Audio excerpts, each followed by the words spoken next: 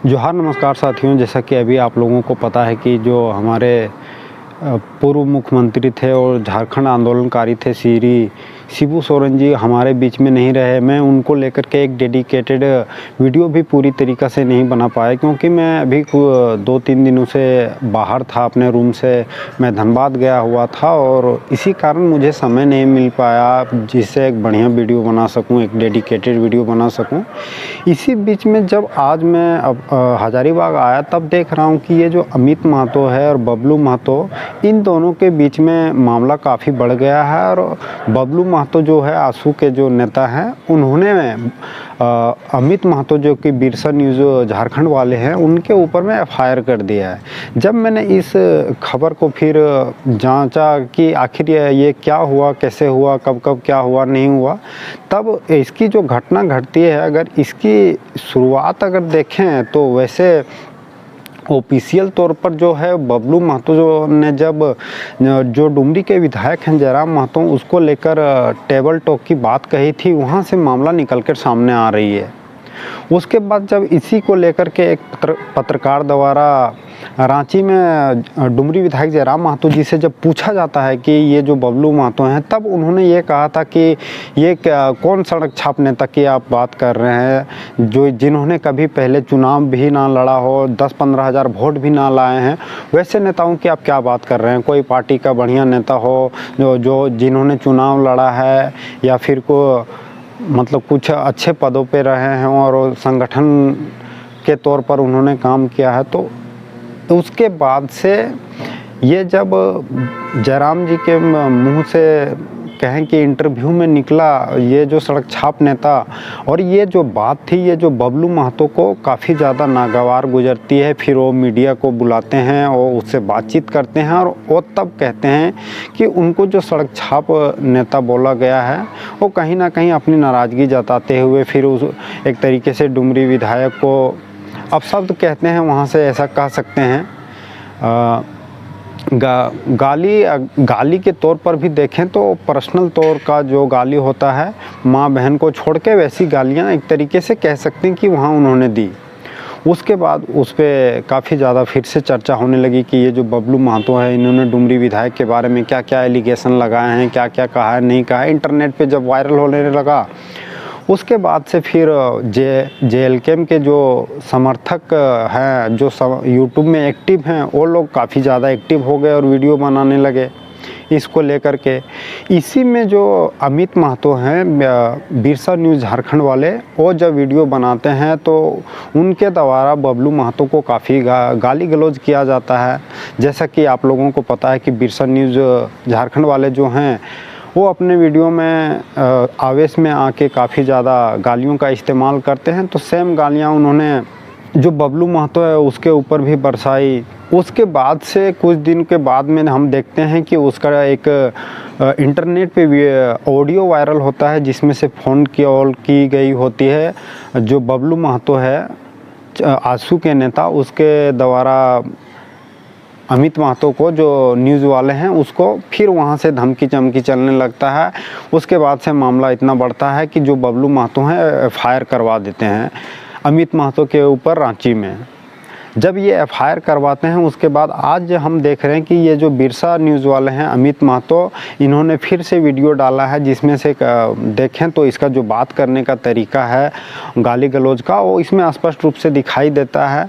और ये मामला काफ़ी ज़्यादा अभी तूल पकड़ता जा रहा है। वहीं फिर से जो बबलू महतो हैं वो एलिगेशन लगा रहे हैं कि जो जयराम के समर्थित यूट्यूबर हैं, जो उनको सपोर्ट करते हैं, उनके लिए आवाज़ें उठाते हैं, उन्हें गालियां देने के लिए 5,000 दिया जाता है। और ख़ास करके ये उन्होंने नाम नहीं लिया, लेकिन वो कहा कि जो उन्हें गालियां दे सके किसी नेता को, वैसे यूट्यूबरों को जयराम महतो जी के द्वारा 5,000 पैसा दिया जाता है पर वीडियो का।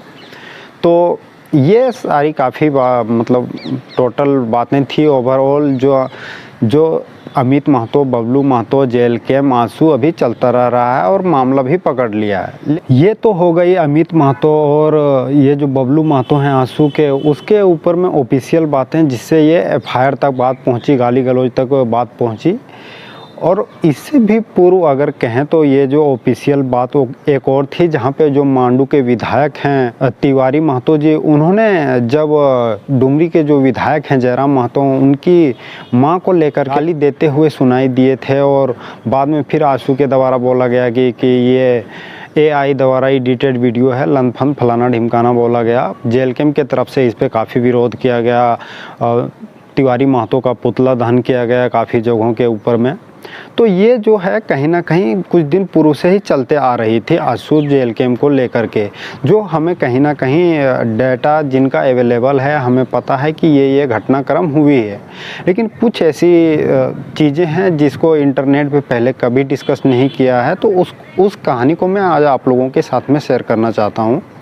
अगर कुछ दिन पूर्व चलें तो इसी साल के मई महीने में डुमरी प्रखंड में ही, जहां से अभी जयराम महतो विधायक हैं, उसी प्रखंड में आंसू नेता के एक जिला परिषद के सदस्य रहे हैं, वैसे नेता के घर में शादी होती है। वहाँ पे आंसू का जितना आला हाईकमान है, सुदेश महतो से लेकर के जो गिरिडीह के सांसद हैं चंद्र प्रकाश चौधरी हो, चाहे लंबोदर महतो हो या संजय मेहता जी हो, सारे लोग वहाँ पे पहुँचते हैं। वहाँ पे भी काफ़ी सारी घटनाएं घटती हैं नेताओं को लेकर के, वो मैं आप लोगों से शेयर नहीं करना चाहता हूँ।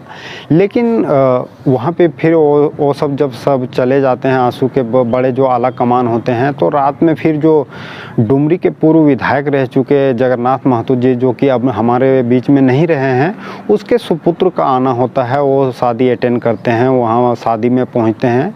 लेकिन जो वर्तमान में डुमरी के विधायक हैं जयराम महतो जी, पता नहीं आंसू को उससे कि इतनी ज़्यादा खुन्नस क्यों है, या एक तरीके से नफ़रत ही कह लें कि अगर ऐसी है तो हो सकती है कि वैसी उनकी मानसिकता हो गई हो जयराम महतो को लेकर के, और फिर उन्हें वहाँ पे नहीं बुलाया जाता है, या बुलाया जाता है ये हम नहीं कह सकते हैं, क्योंकि वहाँ पे जो डुमरी के विधायक होते हैं वो नहीं पहुँचते हैं। इसका खुलासा जो है डुमरी के विधायक ही कर सकते हैं कि उनको न्योता गया था या नहीं गया था। और अगर नहीं गया था तो आप ये जो आंसू और जेल कैंप के बीच में जो दूरियां हैं, ये समझ सकते हैं कि किस लेवल पे पहुंच रही है या जाने लग रही है। तो ये हमें आंसू के तरफ से बहुत पहले से दिखाई देने पर लग रहे थे, क्योंकि आंसू को ये डर है कि जिस हिसाब से जयराम महतो की उदय हो रही है और लोगों में लोकप्रिय हो रहे हैं, और जो लोग हैं उनमें अपनी पकड़ बना रहे हैं, और ख़ास करके जो महतो कम्युनिटी जो आंसू की कोर वोटर रही है, तो ये जब वो अपने सामने देखते हैं आंसू के लोग और फिर उनका सामना नहीं कर पाते हैं, तो फिर जो उनका युवा नेतृत्व होता है वो फिर अपने शब्दों की मर्यादा खोने लगते हैं और अनाप शनाप बातें करते हैं। कहीं ना कहीं अगर आंसू इतने एग्रेसिव होके अपने झारखंडियों के लिए, अपने मूलवासियों के लिए लड़ाई लड़ती, तो मुझे नहीं लगता कि जयराम महतो जी आज हमारे सामने प्रस्तुत होते और आज वो डुमरी से विधायक बनते। अभी भी वो अपना PhD अच्छे तरीके से कर रहे होते। तो आंसू कहीं ना कहीं अपनी विफल रही है, वो अपनी विफलता को स्वीकार करे और फिर उसको सुधारे, और फिर जनता के सामने जाए। जनता किसको पसंद करेगी ना पसंद करेगी, ये जनता के ऊपर में है। लेकिन मैं आप लोगों से कहना चाहूँगा कि जो हमें इंटरनेट पे दिखाई देता है पूरी तरीके से सच नहीं होता है। और जो नेता होते हैं, नेताओं के बारे में कहा जाता है कि ये सपने बेचने वाले लोग होते हैं, यानी कि ये हम लोगों को सपने दिखाते हैं। मोदी भी जिस तरीके से आए थे, जिन जिन वादों को लेकर के आए थे, उस पे उन्होंने देखें तो बहुत सारा नहीं किया, लेकिन बहुत सारे ऐसे कामों को किया जो पहले लोगों के दिमाग में नहीं थे। उसके बावजूद वो ज़रूरी चीज़ें थी, जैसे हर घर जो शौचालय का और निर्माण कार्य चला, खास करके नॉर्थ इंडिया में ये बहुत ज़्यादा कारगर सिद्ध हुआ है। लेकिन और जो देखें 15 लाख खाते में आएंगे, ये होगा वो होगा, तो ये सारी मुद्दों पे कहीं ना कहीं पिछड़ी दिखाई दी। अगर उसी तरीक़ा से अगर देखें तो अभी जो कांग्रेस है, कांग्रेस ने भी कई सारे इसी तरीके से वादे किए थे, दिखाए थे लोगों को। लेकिन जब वो सत्ता में रहते हैं तब अगर झारखंड में हैं तो कुछ बोलेंगे, बिहार में हैं तो कुछ बोलेंगे। और ये जो सपने दिखाने वाले लोग होते हैं ना, ये बुद्धिमान लोग होते हैं, तेज तर्रार लोग होते हैं।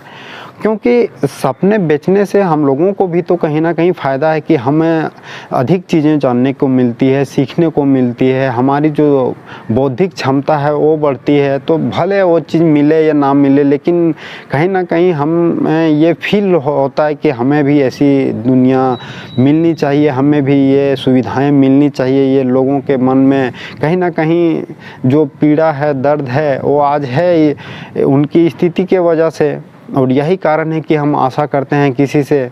तो हमें ध्यान देना होगा कि कैसी बातों का हम प्रयोग कर रहे हैं, शब्दों का इस्तेमाल कर रहे हैं। गाली गलौज करने से नहीं हो जाएगा। अभी यूट्यूब में वीडियो बनाते हैं जो JLKM को सपोर्ट करते हैं, उनकी भाषा को देखें, और वहीं अगर ट्विटर का जो हैंडल है JB केसेस आर्मी, अगर उसको देखें तो वो जो JB केसेस आर्मी है कितने बढ़िया से सवाल करती है, कितने अच्छे अच्छे प्रश्नों को उठाती है बिना गाली गलौज किए हुए। और मजबूरी में उसे जो भी वहाँ के पदाधिकारी होते हैं, अधिकारी होते हैं, उनको उनका जवाब देना पड़ता है, बताना पड़ता है कि हम भाई इस पे क्या एक्शन लिया गया, नहीं लिया गया।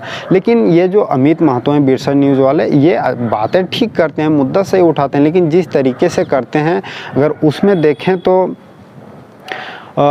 वो किसी अधिकारी से, पदाधिकारी से काम करवाना हो और उनकी हमें ज़रूरत पड़ेगी तो उतनी ज़्यादा जो संबंध है वो बेटर नहीं रहेंगे। गाली गलौज जिस तरीके से इस्तेमाल करते हैं, और जो पदाधिकारी हैं और जो समाज हमारा है वो एक दूसरे से कहीं ना कहीं कनेक्ट हैं, और जब कनेक्ट हैं तो हमें एक दूसरे की आवश्यकता पड़ेगी ही पड़ेगी। तो हम इस तरीके से अगर बैर बनाएंगे, गाली गलौज करेंगे, पर्सनल तौर पे गाली गलौज करेंगे, माँ बहनों की गलौज करेंगे, तो ये हमें उचित नहीं लगता है। तो ये थी पूरी बातचीत। आप लोगों से कैसी लगी आप लोग इसके बारे में ज़रूर कमेंट में लिखिएगा कि जो हमें इंटरनेट पे दिखाई देता है जो रियलिटी होता है। क्योंकि मैं कई ऐसे जगहों पे गया हूँ जहाँ पे रैलियाँ हुई हैं, जहाँ पे लोगों को मैंने भाषण होते करते हुए देखा है, तो मैं कह सकता हूँ कि वहाँ का जो कार्यक्रम होता है, जो हमें जितना दिखता है उससे कई गुना ज़्यादा वहाँ पे होती है चीज़ें, और बहुत सारी ऐसी चीज़ें होती है जो जिन्हें वहाँ जो मौजूद होते हैं केवल उन्हीं को पता होता है।